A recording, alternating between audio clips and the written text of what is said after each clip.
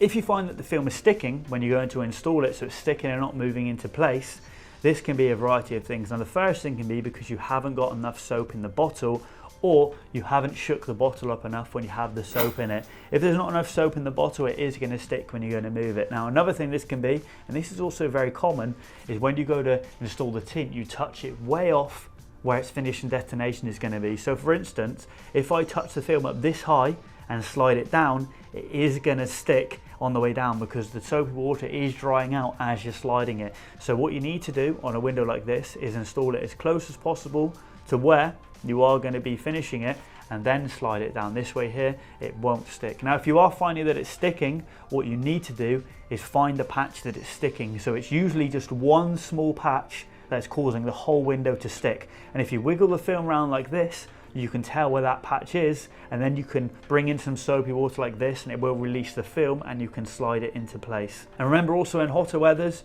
you may want to use more soap so that you can give the film more glide when you are trying to move it into place.